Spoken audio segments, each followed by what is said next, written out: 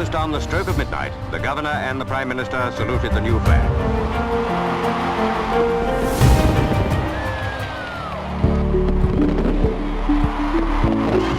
Tangu wakati wa uhuru, serikali ya Jamhuri ya Muungano wa Tanzania imekuwa ikisisitiza suala la afya na lishe bora, na hivyo kumekuwa na jitihada mbalimbali katika awamu tofauti za uongozi zenye lengo la kupunguza matatizo makubwa ya lishe yanayoikabili nchi yetu. Na katika kutekeleza majukumu yake mbalimbali, serikali ya awamu ya 6 chini ya uongozi mahiri wa Mheshimiwa Rais Dr. Samia Suluhu Hassan nayo imekuwa mstari wa mbele katika kusukuma ajenda ya lishe kitaifa, kikanda na kimataifa, ikifahamu fika lishe bora ni msingi wa nguvu kazi imara. Kisoma kasi ya kupungua kwa udumavu nchini, ninaona bado tunalo jukumu kubwa la kufanya. Ndugu viongozi na wananchi, swala la udumavu lichukuliwe kwa uzito mkubwa. Hili ni swala la ustawi wa jamii na ni swala la usalama wa nchi. Katika muktadha huu, serikali imeendelea kusimamia uandaaji wa mikakati, mipango na miongozo mbalimbali ya kuongoza utekelezaji wa afua za lishe nchini. Wizara ya Afya ikiongozwa kwa umakini na Mheshimiwa Waziri Ummy Mwalimu ilikabidhi Taasisi ya Chakula na Lishe Tanzania jukumu la kuandaa mwongozo wa taifa wa chakula na ulaji uliozinduliwa rasmi tarehe 16 mwezi wa 11 2023 katika soko kuu la Kisutu jijini Dar es Salaam. Nataka niwahakikishie Watanzania mwongozo huu unaweza kutumiwa na kila Mtanzania, awe mjini, awe kijijini, awe tajiri, awe maskini. Ni mwongozo ambao unaakisi mazingira ya Kitanzania. Mtu ni afya na afya ni mtaji. Karibu tena katika mfululizo wa vipindi vyetu vya Lishe Bora ni Mtaji. Vipindi hivi vinaletwa kwenu na Shirika la Chakula na Kilimo la Umoja wa Mataifa, FAO, kwa kushirikiana na Serikali ya Jamhuri ya Muungano wa Tanzania kupitia Wizara ya Kilimo na Taasisi ya Chakula na Lishe Tanzania, TFNC, chini ya mradi wa AgriConnect unaofadhiliwa na Umoja wa Ulaya. Jina langu naitwa Victor Mapile kutokea FAO. Lishe bora ni mtaji, ukuaji wa mtu. Lishe bora ni mtaji, maendeleo ya elimu. Lishe bora ni mtaji, kwa uchumi wa mtu binafsi. Lishe bora ni mtaji, kwa maendeleo ya taifa letu. Lishe bora ni muhimu kwa maisha yetu. Sasa kukuletea kipindi chetu cha leo cha Lishe Bora ni Mtaji, niko na wageni wawili mashuhuri. Mmoja anaitwa Dr. Kesi ambaye anatoka Wizara ya Kilimo, Idara ya Usalama wa Chakula, lakini yupo na dada Juliet Shine ambaye anatoka Taasisi ya Chakula na Lishe Tanzania, TFNC. Kwa pamoja watakuletea elimu ya kuandaa chakula cha mtoto anayeanzia miezi 6 mpaka miezi 59, yani miaka 5. Karibu ujiunge nami katika kupata elimu hii.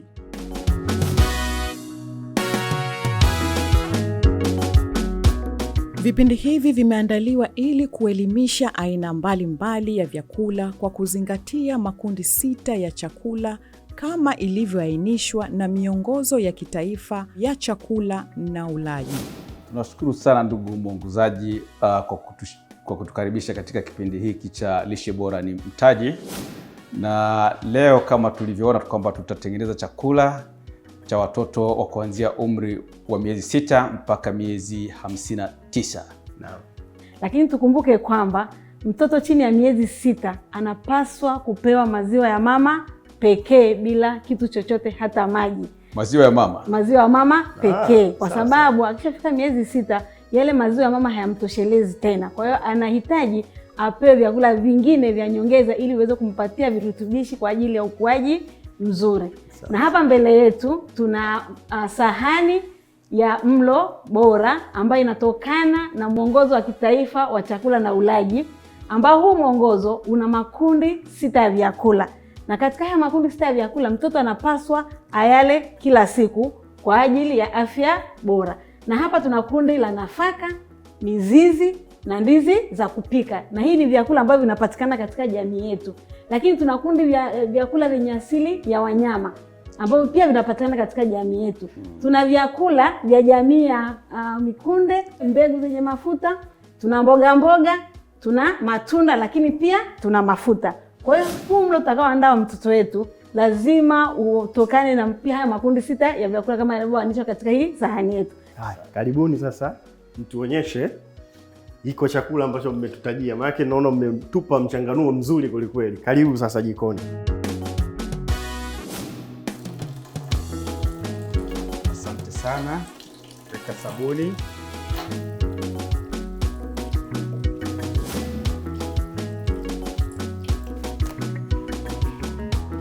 Leo nitaandaa viazi lishe.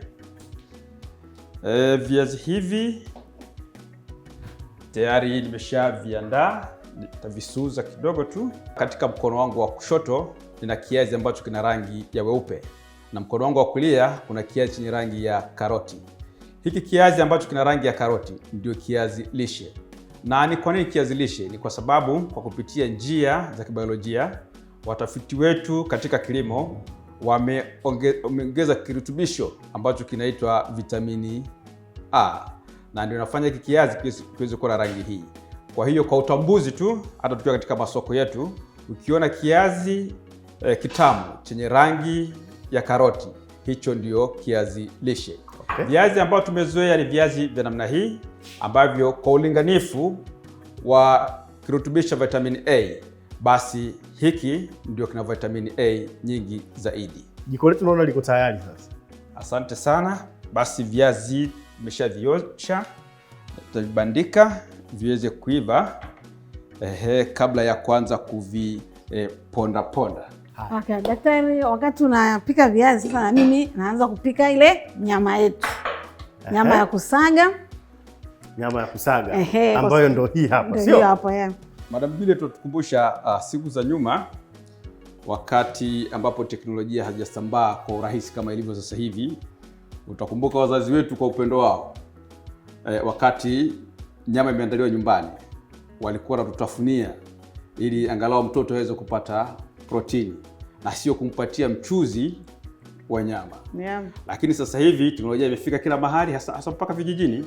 Kwa hiyo ukifika buchani unaweza kupata nyama ambayo imesagwa na ni rahisi kwa ajili ya kuandaa chakula cha watoto wetu. Sufuria yangu ishapata moto wa kutosha, kwa hiyo tunaweka mafuta, lakini tukumbuki, awe ni mtoto awe ni mtu mzima anapaswa kutumia mafuta kidogo. Tunajua kwamba matumizi ya mafuta mengi yanaweza kusababisha athari za kiafya, na vile pia inaweza kusababisha mtoto matatizo, kwa sababu pia tunaona sasa hivi kuna changamoto ya watoto wana uzito mkubwa. Kwa hiyo pia tunatakiwa tuwazuie mapema wasiwe na uzito uliozidi. Kwa hiyo sasa hivi naweka vitunguu, na tunajua kwamba ni chakula cha mtoto, kwa hiyo pia vitunguu tunaweka tu vitunguu kiasi, sio vitunguu vingi sana. Na vitunguu tunajua pia iko katika kundi la mboga. Hivi na viacha kwa ajili tuna vyakula vingine tutakavyopika, kwa hiyo tutavitumia baadaye. Sasa hapa sio vibaya na sisi tukaa. Kwa sababu vizuri pia baba akashiriki katika kuandalia mtoto chakula. Asante sana. Yeah. Naona vitunguu vishabadilika rangi. Yeah. Sasa hapa naweka nyama. Maana hapa ni kusaidiana mapishi.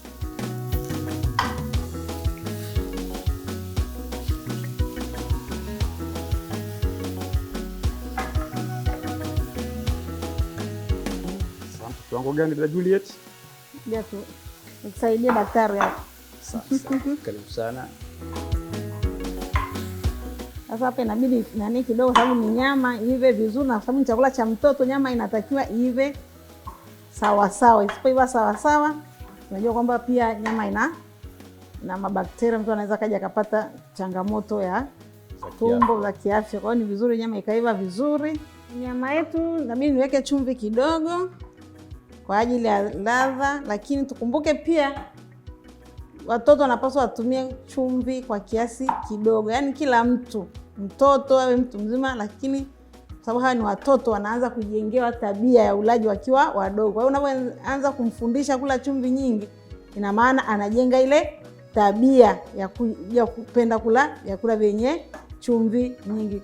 Kwa hiyo chumvi tutakayoweka ni chumvi ambayo ina madini joto, ili kuwazuia watoto wetu wasipate.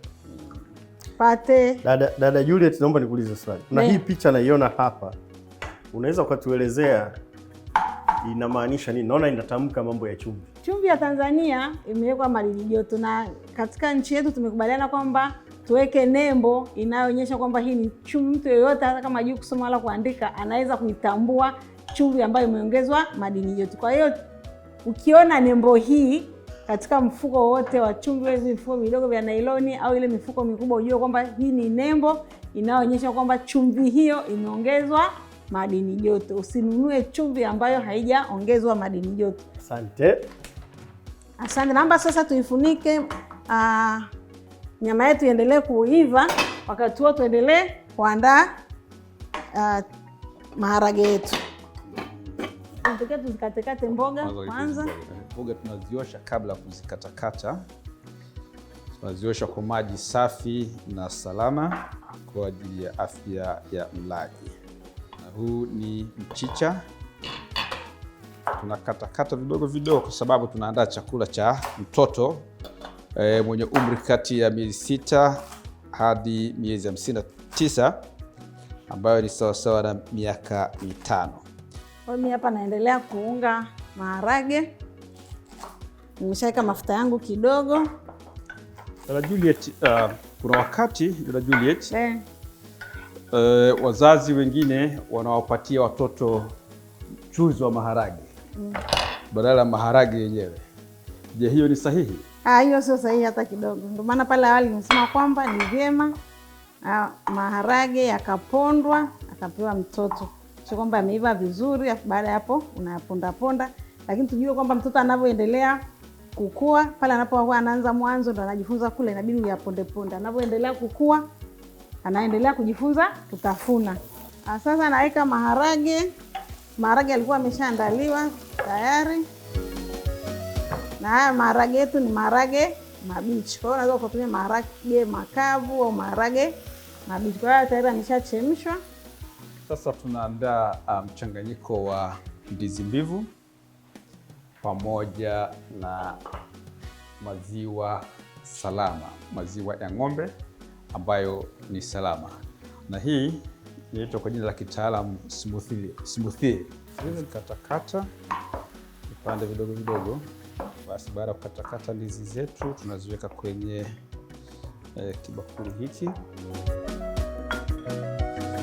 na tunaweza tukatumia kifaa kama hiki kwa ajili ya kulainisha ndizi hizi.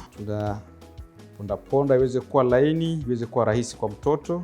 Viazi vyetu vimeshaiva, inabidi tuweke mafuta kidogo kwa sababu ya daktari hapa alielezea kwamba hii rangi ya njano ni vitamini A iliyopo huko. Kwa hiyo ili vitamini A iweze kufyonzwa, tunahitaji uwepo wa mafuta kwenye chakula. Kwa hiyo tunaweka mafuta kidogo tu ili tuweze kusaidia vitamini A iweze kuyeyushwa. Na mchanganyiko kama huu mnavyoona wa ndizi mbivu pamoja na maziwa, si kwa watoto tu, hata sisi wenyewe majumbani tunaweza tukaandaa na tukatumia. Sasa hivi kama unavyoona kwamba smoothie yetu tayari imeshakamilika, ambao ni mchanganyiko wa ndizi mbivu pamoja na maziwa fresh. Unaweza kuona hii imeshakuwa tayari kwa ajili ya matumizi. Sasa kwa upande wa jikoni hapa naona kuna maharage, kuna nyama ya kusaga, kuna viazi. Vinaendeleaje hapa? Viazi hapa ni tayari. Viazi viko tayari. Kwa hiyo tunaenda kufanyaje? Kuviponda ponda. Kwa hiyo tuzime jiko la viazi. Asante. Baada ya kuchemsha viazi lishe vyetu kama unavyoviona, sasa hivi tunaviponda ponda au tunafanya mashing. Na unaweza kutumia uma au mwiko au kama una mashine ile kwa ajili ya kusagia, na yenyewe vile vile itarahisisha kazi zaidi. Lakini vyote hivi vinaponda ponda. Tunaongeza maziwa ambayo ni maziwa fresh ili tuweze kulainisha zaidi, na vile vile kuongeza protini, kwa sababu kama unavyofahamu kwamba viazi vina asili ya wanga. Kwa hiyo ukichanganya na maziwa ambayo ni fresh na salama, tunaongeza viwango vya protini. Sasa hapa naweka mboga za majani ziendelee kuivia na hivi vingine, na tukumbuke kwamba mboga za majani zinapaswa zifunikwe wakati wa kupika, kwa sababu kuna vitamini ambazo zinapotea ukiacha mboga ikiwa wazi. Na ni vizuri ukaosha mboga. Tumeona pale daktari wakati anakatakata mboga aliosha kwanza afu ndo akakatakata, kwa sababu ukikatakata kabla ya kuosha unamwaga vitamini ambazo zinailika kwenye maji, unazimwaga zote. Kwa hiyo ni vizuri ukaosha kwanza afu ndo ukakatakata. Lakini pia mboga naona si ndo mlo ambao tumepika wa mwisho kabisa, yaani ndo pishi la mwisho, ili baada ya hapo chakula kinaandaliwa kinawekwa mezani unaanza kutumia. Lakini pia tunashauri pia mboga za majani tusile kama kiporo. Hivi vingine tunaweza tukabakiza tukala baadaye, lakini mboga ni vizuri kapikwa ikaliwa hapo hapo. Baada ya kuona vyakula vilivyopikwa, sasa ni wakati wa kuenda onja vyakula vyetu na kwenda kumlisha mtoto. Yaani kweli kabisa, kwa sababu mtoto tunasema afanye ulishaji shirikishi, kwamba mnakula naye na yeye anafanya nini? Anakula. Lakini pia kingine tujue kwamba watoto wanatofautiana umri. Mtoto aliyeanza kufundishwa kula kuanzia miezi 6 na ambaye ametimiza mwaka ni tofauti, kwa sababu huyo ndio anaanza sasa kujifunza. Kwa hiyo anaanza kujifunza pia, ina maana kwamba hata ile idadi yake ya milo nayo ni inaanza kufundishwa vyakula vilaini, afu baadaye anaenda kuzoea kuanza kutafuna na kuweza kula vyakula kama hivi tulivyopika.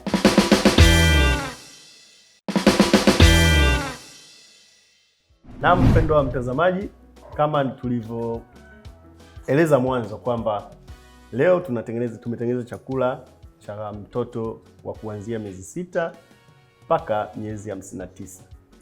Na chakula chetu kiko tayari kwa ajili ya mtoto kuanza kula, lakini ulaji wa mtoto wa leo tunaita ulaji shirikishi, ambao familia nzima inapaswa kukaa ikamzunguka sehemu ya chakula kula pamoja na mtoto, ili mtoto apate hamu ya kula na aweze kukifurahia chakula chetu. Kwa hivyo kama unavyoona tuko na dada Modesta na wanaye hapa Ana pamoja na Kelvin, ambao tutashiriki nao kwa pamoja kuweza kupata mlo wetu wa mtoto. Huyu mtoto wetu hapa Kevi, yeye bado ananyonya maziwa ya mama. Mtoto anapaswa anyonye maziwa ya mama pekee mpaka anapotimiza miezi 6. Kwa hiyo tunasema kwamba mtoto ndo ana miezi 6 mpaka 9, anapaswa chakula chake kama kiwe hivi, kimepondwa hapa, tumechanganya kila kitu, kina viazi hivi tulivyoponda, tumechanganya na mboga, lakini pia tumeweka na nyama hiyo iliyosagwa. Kwa hiyo hii chakula anapewa mtoto, na mtoto wa umri huo tunategemea kwamba hawezi kula chakula kingi, kwa sababu bado anaendelea kunyonyeshwa. Anyonyeshe kwanza afu ndo apewe chakula. Kwa hiyo anaendelea kukua mpaka anapotimiza, tunasema kwamba mtoto anaachishwa akiwa na miaka 2 au zaidi, ndo anaachishwa kunyonya maziwa ya mama.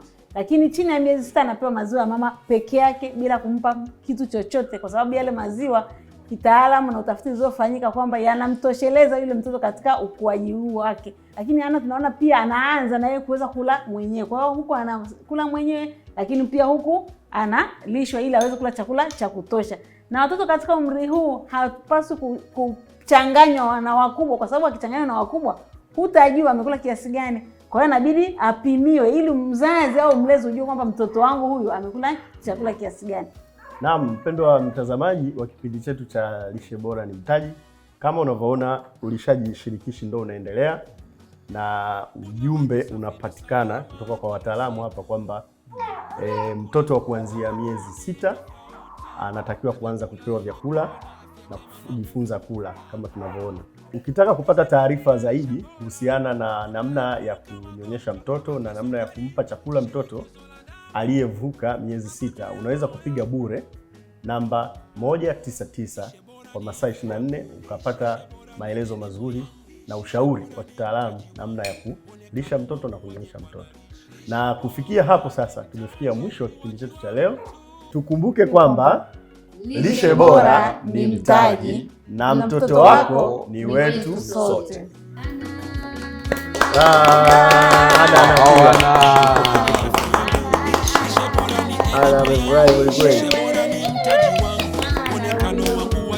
Wiki hii katika Lishe Bora ni Mtaji. Nataka tupike pweza. Ni muhimu sana kuweka mafuta kwenye mboga za majani. Pweza wetu achanganyike. Gharama ya chakula chetu chote cha leo tunapata kama 11,750. Lishe Bora ni Mtaji.